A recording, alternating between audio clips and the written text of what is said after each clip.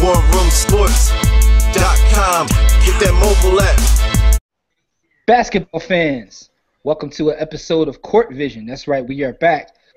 This is the show we discuss everything hoops. You know, basketball is our religion, as we like to call it in the war room, La Costa Nostra. At the table tonight, representing the Sports Kings, we have Andy. Andy, what's going on, man? I don't know, man, but I was watching some of that Bucks-Hornets game last night. It was tight. Kemba Walker flopped like 4 times in 3 minutes. Terrible. Stop flopping, Kemba. Dude, at this point, do we even call it flopping in the NBA? Everybody does it. Yo, when it's that dramatic, though, I mean, he was all over the place. I guess you're right. Shout out to Velati Dottie. B. Austin, my brother from the war room. What's good, homie? Yo, man, no matter how bad it gets, look at this logo, y'all. Look at that logo. It's better than the Knicks. Yo, man. Before we start, man, I definitely want to give a birthday shout out to one of the greatest Lakers all time, a back-to-back champion, DJ Mabenga. Man, happy birthday to you, good brother. You know what I'm saying? You gotta get that out the way, man. DJ Mabenga, my man, listen. The crunch. Yo, why are we shouting out sloth on this show? I mean, I'm just saying he's a back-to-back champion, one of the greatest champions that ever exist, man. So shout out to you on your birthday. Today is his birthday. You ever heard him say? Heard him say taco? Taco. Yes, absolutely. Yo, tacos. With that being said, man, let's jump right into some of these topics. Let's talk about the players of the week. We have Jimmy Butler and James Harden as being the players of the week. Andy, you're a huge supporter of Jimmy Butler. You were just telling us off air about some people actually mentioning him in the MVP conversation, which B. Austin then told you was out of control. But what do you think about this? Wait. Before Andy gets into that, I just want to set some context for the folks. Here at the War Room, when you really, really like a player, you can actually sign them on and you become their agent. Like Dev represents Darko Milicic and won't let go. And I guess Andy has signed Jimmy Butler to the Andy Sports King Stop the Flopping agency. So that's one of his players. Him and Boogie are signed to Andy. Andy's working. Just like you once represented Chauncey Billups. I don't think you're doing more, but you want to. Nah, I represent retired players. Him and my man. Okay, so Sam Cassell and Chauncey Billups. So absolutely. Absolutely. Okay, got you. Means. Let's get back to Andy. Who's the agent now of Jimmy Butler. So, James Harden's also a player to me. But let's talk about Jimmy Butler, though. What do you think about on behalf of my client, James Dean Butler, I mean, he's been phenomenal this year. I think, and actually the reason I've been such a big Jimmy Butler supporter is because I kind of told a lot of Bulls fans last year that I didn't really see him progressing enough. I mean, he is in his, I think, 4th season now. So usually the jumps – you see it after a couple years. They make that big 3rd season leap. This is a contract year, as people have been telling me, so maybe this is fool's gold. But I see the young man play. He uses his body well. He's a scorer. I mean, there's not a lot of guys. If you think of the players in the league who can shoot, but also not only drive well, but they use their body well while driving and finishing, I mean, there's not a ton of them. LeBron's obviously one. Carmelo's obviously another I think of right away. Not to say he's as good as those two, but using your body well as a scorer. LeBron, Carmelo, and then Jimmy Butler. And then Jimmy Butler. Question, who do you rather have, Jimmy Butler or Kawhi Leonard? Gentlemen, I know Jimmy Butler. Andy's taking I think Jimmy Butler, personally for me. I mean, because I'm his agent for one. I think they're similar players. It's a fair question, but I would take Jimmy Butler. I think he's a little better offensively. Jimmy? Okay. Kawhi? I think he's having a great season. At the same time, though, let him progress and keep developing as a player before we get out of control. Not saying he won't be amongst the elite players, but I'm just saying let it happen. We always talk about someone's body of work because some people just play crazy in spurts, and some people during their contract season look like the best player in the league. Shout out to Derek Coleman, who did it his whole career. But, once he gets that chicken, then we'll see what happens. You know what I'm saying? B. Austin, what do you think about Jimmy Butler thus far? I'm in the same boat kind of with some of the things that Andy said. I see a lot of potential in this young man. The one thing that I like about two guards that have a little bit of size, pause to the reporter in my man Klay Thompson's interview, he's able to score and score well from different points on the court. So you'll notice if he gets a smaller guard, he's going to take him to the block, and he's going to move that dope in the block, and he works out pretty well. He's got decent footwork. He's strong upper body. He's a good finisher. And then he works incessantly on his jumper. I'm hoping that he doesn't turn into one of those guys that just leaves all the other stuff alone and shoots three-pointers as guys are known to. Yeah, as guys are known to do once they develop some sort of finesse with their jumper, they leave everything else alone. But he's got a complete offensive game. Like to see him handle a little better. You know, that's something that he could work on. He's an underrated passer. He's an underrated passer. I like he plays tough D. That's what his calling card was when he came into the league. And if you play for Tibbs, you're going to play some D. Even if you were like Vince Carter, you would have to play some D for Tibbs. So I like him all around. Yeah, Vince Carter's playing a little D this year in Memphis. Yeah, he actually is. He actually is. So shout out to Vince Carter for waiting on 2 decades to start playing defense. But listen though, Carter's ass. And listen though, we got to give a shout out to James Harden because he's also player of the week again. You know, what more can you say? We went from defense to James Harden, which is not really ever done, but. Shout out to James Harden, representing Beard Gang. Beards is in the building. We are a member of the Beard Gang movement, the Bearded Gods, #, check it out, WRS. But my thing with James is I'm such a fan of his game and a supporter. He's kind of already in the family. So when you're already in the family, I don't talk about why you're in the family. I talk about the things you need to work on. Offensively, we know he's top 5 offensive players in the world. Defensively, I've seen some improvement. I've seen some drastic improvement. He's never going to be locked down. I mean, you couldn't get any worse, though. Couldn't get any worse, right?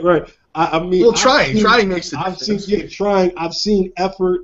I've seen some prideful defense, like you're not going to bust my ass type of D. I've seen him. That's because his ass got embarrassed by YouTube and Instagram. He was embarrassed about the Jimmy, I'm not arguing any of those points because those are exactly right, and he should have been embarrassed. I mean, there's no human being that can play worse defense and stand up. All you had to do is stand up, and you playing the D that he was. But yeah, I'm impressed with his come up on the defensive end as well as offensively. I think he's showing you that he's a prime time. Iconic level player offensively. He's just got to put it together and show that he can come up big in the playoffs because in the playoffs, he goes into a shell and disappears. So that's the next thing. Absolutely. Defense is here. Well, hold on, let's get to it. Well, shout out to those players of the week because we have a couple topics to get into since we're just coming back on this court vision. I know you guys have been asking where we've been, but we're definitely working on a lot of different things. Let's get into some more topics. We're cooking up, man. We got a lot of Absolutely. Let's get into some more topics. I'm gonna stay right with you, and I'm gonna ask you about the Los Angeles Lakers, my beloved Lakers, because without Kobe, the team seemed to be moving the ball, playing better defense. Because everybody's getting more shots. Who knows what the reason is? But some people are insinuating that the Lakers are better without Kobe at this point, and. We know that you love to watch Kobe go out there and, shoot the ball. That's your thing. But being objective, forgetting all that, do you think the Lakers are a better team without Kobe at this point in his career? Absolutely not.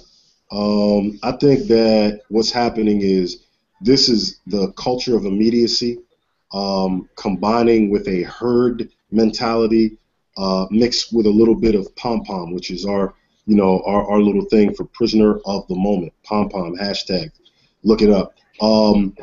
You saw 2 games where your lead player goes down or takes some time off, so they come together, they gel, and they play well. Then you see another game where the best or one of the best teams in the world comes in, they come together, they gel, they play.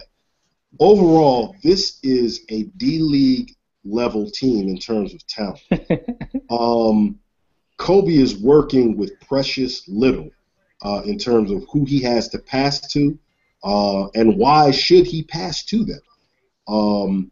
I think that eventually, as with all teams throughout the course of an 82-game season, they will figure it out to a degree. They will get better, and hopefully, if they're still healthy, they'll be able to compete for the 11th or 12th seed in the conference. But I definitely don't believe that they are better without the second greatest shooting guard and basically the son in the triumvirate, the trinity of Michael Jordan, Kobe Bryant, and Allen Iverson being the Holy Ghost. No, I come on, man. No. All right, Andy, let's go to you. This guy's crazy. But what do you think about the Lakers without Kobe Bean Bryant? I mean, just being objective, we all know that Kobe, what his legacy is and all that. But right now, what do you think about this team? I mean, I think right now they're missing a 24-point-a-game, 5-rebound, 5-assist guy, and that there's no way in hell they're better. I mean, I agree with B. Austin. It's practically a D-League team. I think the thing is a lot of those players on that team, they want to put the ball in the basket. Carlos Boozer, even guys like Hill, definitely Swaggy P. We know what he's about. So, I mean, they have a lot of guys who will chuck the ball, so I don't think that they mind that Kobe's out. But yeah, it's Kobe Bryant. I mean, 24 points a game. You can't take a guy who scores 24 points a game off of He's third in scoring in the league overall at 40 years old. He's a middle-aged and he still man. plays better defense than James Harden. And he plays better defense than James Harden without trying. He plays better D than James Harden by accident. He doesn't even mean to play. I fell into that steal. Yeah. How about that, yo? Yeah, I just want to say, I just want to go on the record. I agree with you guys. Like it's kind of crazy, but I do want to say one thing. I want to shout out Swaggy P because watching him play, my man has like the most confidence in the entire league. He got heart. In his heart of hearts, he really believes he is better than Kobe. He thinks he's better than LeBron. Like this is who Swaggy P is. He's supposed to. I love watching Swaggy P play. I respect it. I love watching Swaggy P play. So shout out to Swaggy P, man. We know it's not true. We know it's not true, but he shouldn't know that it's not true. He should believe that. And Swag, I mean, first of all, his name is Nick Young. He's not cool enough nor thorough enough for me to use his nickname. But Nick Young, Nick Young is a quality piece or a quality player on a good team. In a bad situation like this, he's going to go out and get you 20 to 25, I'd say every third or fourth game. He's going to impress you with his scoring prowess. But he's one of these dudes where if he isn't scoring, he doesn't do anything else of value enough. This is true. He don't want to. J.R. Smith does not want to. He does not. He's not interested in anything else other than scoring. See, but B. Austin, you're missing the point though. Nick Young can't play basketball. It's when he turns into Swaggy P is when he's able to do what he does. The alter ego. See, they're two different people. So you missed that. He could beat Iggy Azalea all he wants, but he needs to He needs to look at Roots, the movie, a little more and get on the Black Lives Matter tip and do that. What? Yo, hey, let's move on, man. Let's move on. Let's talk about the Dallas Mavericks because they made a big time trade, bringing in Rajon Rondo, and also outside of just the Mavericks, Josh Smith moved to Houston. So those are two pieces that last time we did a show weren't in their current teams. Which one is a more important move in the long term with this season? And what do you think about the prospects of each team? Andy, let's start with you. What do you think about both of these moves? I think the Rondo one's obviously more important. Just because how many better ball handlers, facilitators, and defensive point guards do you find? I mean, that package alone, they don't really need his scoring, so it was kind of a no-brainer. Actually, find any, to be honest with you, it's arguable that you may not find any. To play, I mean, just from the aspect of being your point guard, your facilitator, and then your defender guarding, all of the great point guards the NBA has at this point, I don't think there's a better guy. And to fit that sort of a team, because Monte Ellis ain't giving up shots. He wants to shoot the ball. You have Dirk, you have Parsons. We call him. And they call him want to score Call of Duty. Yeah, his nickname was Call of Duty. Just straight shooting. Yeah. That's how I play Call of Duty. I just hold the shoot button. But that's what Monte Ellis is doing.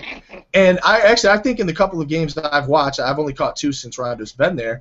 You do still see Monte Ellis handling the ball, and people were afraid he wasn't going to. And I think Rondo's averaging 13, which is up from like the 8 he was averaging in Boston this season. Yeah. But I was just looking at this, and it's kind of alarming. His free throw percentage is like 16. Am I even reading this right? Yo! My man be off the dying over there. He's making 0.2 of 1.2 attempted per game in Dallas in 5 games. He's a worse free throw shooter than Josh Smith is 3-point shooter, and that's hard to beat. Hold up, though. I just want to say one thing, man, real quick, yo. Everybody that play Call of Duty, man, I'm not one of them dudes like Andy. I like to camp out and then catch you and then like slit your neck. But that's either here nor there. In terms of Rondo, I agree with you. And who wouldn't want to play with a point guard like that? Because he's not a shoot-first point guard, which is like damn near every point guard in the league these days. He fits perfectly into what they're trying to do. But my question with Josh Smith is, can he become a more integral part? Because all the rumors about him and D. Howard growing up together, being friends, and how they can coexist on the team together, do you think maybe he's able to get something more out of his game and make that move? I like that move too, though. Don't get me wrong. Just because I picked Rondo doesn't mean I don't like the Josh Smith move. No, I got you. But what I'm saying is, does his move have the potential, should I say, to be the best move? Because Josh Smith is not a bad player. To me, my problem with him is he's like fell in love with the jump shot, like B. Austin talked about earlier. Certain guys just fall in love with the jump shot and go away from the best at it. Unpowerful forward.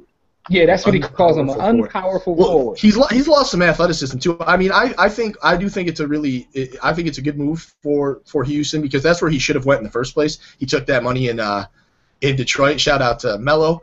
But yeah, I mean, overall, it's got to be Rondo. Got you. B. Austin, what do you think about these two moves? Excellent moves. Well, one is an excellent move, and one could be a good move. It depends on how it turns out. I'll start with Rajon Rondo.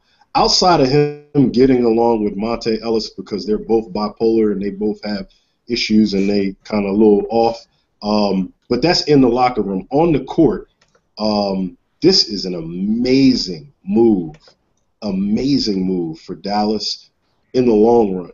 Short run, I think they're going to have to figure out how things work together, because it's actually hindering Chandler Parsons a little bit.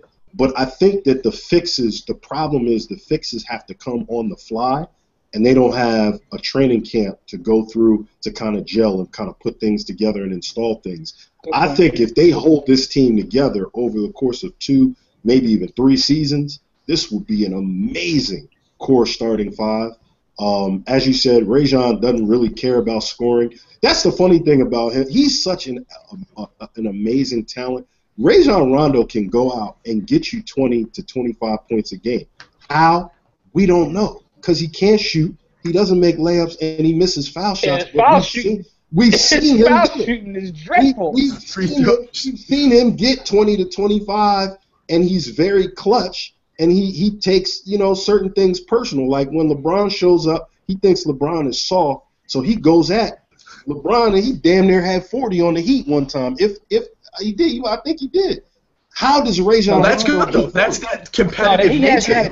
You're right. He has that attitude. He's got an attitude, and he brings that toughness to the Mavericks, which is something that Dirk Nowitzki, who is their centerpiece, their foundation, he doesn't have that toughness like as a natural part. So you have to bring that on board, and it's okay for it to be your secondary or tertiary star. So I think that's a great fit. Those are all great points, Austin. All great points. To me, Rajon is one of those guys who, if he was on your team, you absolutely love him. Yeah. But if he's on another team, you hate him. He's that guy because he has that attitude. But I definitely agree with both of you. I think that right now that's the move. But I think the Josh Smith move has the potential. Let me touch on Josh though. Let me get to Josh. Here's the thing, right? If you say that it's a good move or a great move, you're not wrong, because it could be. And that's the thing with Josh, and the reason I don't appreciate him is because he will always tantalize you with the fact that his talent is clearly all-star level. He can run the floor. He's got skill level outside of shooting. We're not talking shooting, but he has skill level like a small forward. He can play the 3. He can play the 4. 3, not long-term, but he can fit in there athletically. Defensively, he's one of the tops off of the ball. I'm not going to say on the ball he's that great. He's okay. He's pretty good. But off the ball, his help side, he's tremendous. And as far as Andy said, him losing athleticism, there are those guys, those rare type of guys that have so much athleticism that even when they lose it, they still have way more than everybody else. And he's one of those dudes. He's a freak. But it never comes together. It never comes. It's either him as a head case, him wanting to be a 3-point shooter, a jump shooter. In his mind, deep down in his heart, He wants to be a two guard. He wants the glory of being a two guard. No, he doesn't want to. All big men want to be two guards. Though. Yeah, they all want to be point guards or two guards. Yo, and the worst thing that ever happens in a Josh Smith team in those scenarios is for Josh to have a good shooting night outside of 15 feet, because then he's going to continue to shoot the ball, and he will shoot you out of way more games than he will shoot you in, and he will camp out and just chuck it. But the talent, the talent is there. Great rebounder, great passer. Here's the thing. I think it was Dev that brought this up. It may have been Dev or UB also. One of you brought it up also about the fact that Houston falls in love with the three. And the fact that he landed in Houston. And, I know from looking at the systems they run, even from their minor league team to some of the analytics they use with their team in the NBA, that they really believe that shooting three-pointers, and a ton of them, are have a higher percentage of winning than taking twos, right? So Jimmy, from what you guys tell me about your situation at Central in Philadelphia, Pennsylvania, in your high school career, he rivals what they're doing in Houston rivals what Greco was trying to do with Shout out to Frank Greco, yo. No, just shoot threes. Just shoot threes or get all the way to the cup. Nothing. But what I'm saying is him falling into that system. Yes, it's going to be a problem. That may be a detriment too, right? Because it's going to be a problem. Yeah, because we all talk about his penchant for wanting to jack up the three. This is probably the worst place for him to fall unless they can keep him in check, right? I used to, the thing before I, answer that straight out, I used to always like Smith because you could say early in his career he's a big guy with a lot of athleticism who can score in a lot of different ways. He's a great slasher. Like, that's what he should be doing, is slashing, because he has size, generally speaking, length, things like that. And he did play a little of the three in Atlanta too. And I always thought it was nice to be able to say, and he can hit the three. Now, you don't want him shooting 40 of them, but, like, he can, in a certain situation where the defense collapses on your point guard or your shooting guard who's driving, you can kick the ball. And if the clock's low, I mean, Josh Smith can make the three, unlike, say a bigger guy like a Dwight Howard who you don't want shooting threes. You're thinking logically. Josh Smith started hearing us saying that. Yeah, he was saying that. He heard us, and he was like, man, I'm fired up. I mean, Call of Duty. Why can't I shoot the three in all situations? Why do I just got to Well, maybe Houston wants him to. Maybe Houston likes that. I don't know. Maybe they're like, hey, let him shoot the three. I hope it doesn't. No one on that team. No one on that team is going to check him, because we all know that Dwight is soft as old ladies' undergarments, so he's gonna let Josh do whatever he wants, and it's gonna be bad. It could be bad, man. I'm telling you, it could be bad. Yeah, but you also said it could be good, so the risk reward is there. Before we get out of here, we have one story that we have to talk about, and that's the Cleveland Cavaliers, who are everybody's favorite to run away with the East and possibly win the NBA championship. That team is struggling. B. Austin brought up, speaking about the Mavericks a couple minutes ago, how, it takes a little time to gel, and these guys didn't even get to, go to camp together. Now, the Cavs did get to go to camp together, but they don't seem to be gelling as well as people thought they would. Now, granted, when the Heat started, it took them a little bit of time, but I don't know if it took them this much time. So I want to get you guys' opinion on what's going on in Cleveland, because it's starting to be a mess in the media. Now, we don't know what's true, what's not true. They're saying LeBron may leave, the coach may be fired, LeBron doesn't care who the coach is, and, all this nonsense going on. But I want to get you guys' opinion about this Cavaliers team. What do you think watching them play? What's missing there, and can they get it together before the season's out? Kyrie Irving is let's look at the big three and compare the two between Cavs and the Heat. Kyrie Irving is a very, very good player who I believe will eventually be a great player, but he is no Dwayne Wade. He's not. Offensively or defensively. Kevin Love is a stat stuffer, also with the potential to be a great player. Athletically and defensively, he is no Chris Bosh. So I think that LeBron had a different setup in Miami than he does in Cleveland. That being said, I don't think it's the core big three units on either team that are the difference or differentiating factor in them being a true playoff contender. It's the culture, it's the coaching, and it's the bench players. The bench in Cleveland, in that scenario, it's not a winning culture. Who does what? They don't know their roles. You got Dion Waiters, hashtag PSP, Philly support Philly. I want to see that boy get in a situation where he can do his thing, but it is not Cleveland. And he doesn't know that he's not the primary or secondary option, so he presents a challenge. Outside of him coming off of that bench, they don't have a lot of scoring with Tristan Thompson, Alonzo G, and some of those other dudes. So then you have the scoring issue, but more importantly, the defensive issues. How much weight are you going to place on Sean Marion being the matrix of old and locking down and saving that team? So LeBron is in a situation where I don't think he thought about the culture immediately around him. It's going to take time for them to build the pieces to turn into a championship contender. And with Anderson Varejao going down, they're very small up front, which means teams can take advantage of that. And if you look at the strong teams, both in the East and the West, most of them have big men that can outplay what Cleveland has on that front line. So I think those are the challenges. Yeah, great points, because he's definitely not the Matrix. He's like the Matrix Part 3 at this point. Yeah, but Andy, terrible movie. Andy, let me get your input on what's going on with Cleveland.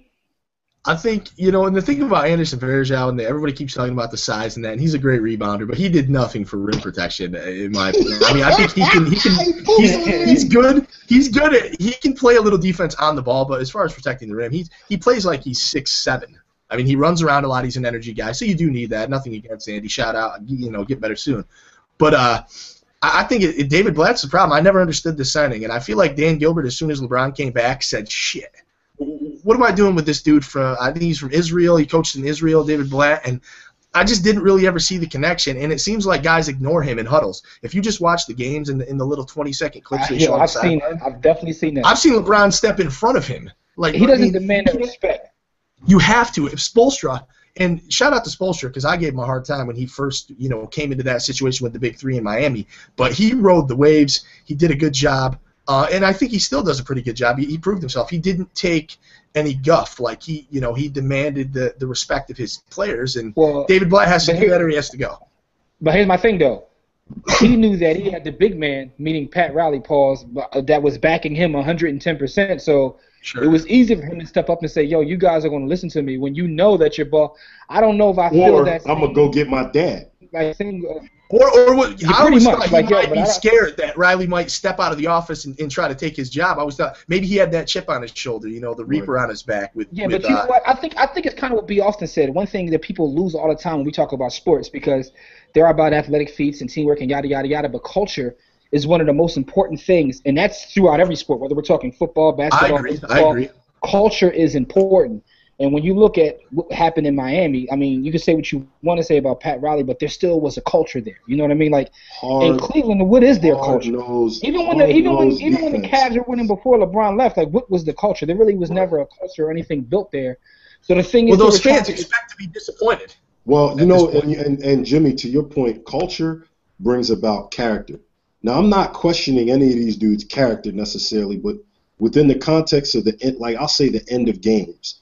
When they're blowing out teams that they're supposed to beat, it's all good because it's not a challenge. When they run into situations where the culture is about winning and they got to lock down and defend because it's not so much that they can't score, but they're not getting the stops that are necessary, are you looking at Kyrie Irving and Kevin Love locking down and playing defense like their life depended on it, or diving for balls, or doing the little things? That's one thing I can say about Miami. And I took shots at them for being a super team, and I'm not with the super team. I think it's whack. But you could see within Miami's culture, Dwayne Wade was willing to dive on the floor for a ball. D-Wade was willing to dive and do the little things as well as the glorious things to get those wins. D-Wade has what we call the dog, whatever they want to call it, the thing that Allen Iverson possessed or Kobe possesses. Yeah. Like Kyrie Irving doesn't have that as of yet. We haven't seen that thing where it's like, yo, I think Kyrie has the dog. I think Kyrie has the dog. I haven't seen it. Kevin Love I think he's selfish. Kevin Love does not. Kevin Love has the poodle. Not at all. Kevin Love is the dude that will give you his juice in prison. Like, no question. He will. Kevin Love has the dog too. It's the terrier. Kevin Love has the terrier. So listen, man. Yo, before we get out of here, I got two verses that I gotta do. I gotta get your opinion. So don't leave before. Go ahead, Jimmy. Just. All right. All I want to say is this though. I want to see Kevin Love flourish, man. I want to see flourishment there in Cleveland. But I told y'all last year, and I got into arguments on our podcast everywhere, that he's a stat stuffer whose numbers don't really mean anything. And I know I caught hell when I said that, but that's what he is. He doesn't have any dog in him. Dev got at me. But I don't think that's fair. I don't think that's fair to say yet, comparing him from again, like I said, where he is now. And I quote Jimmy said, "I think the boy stinks."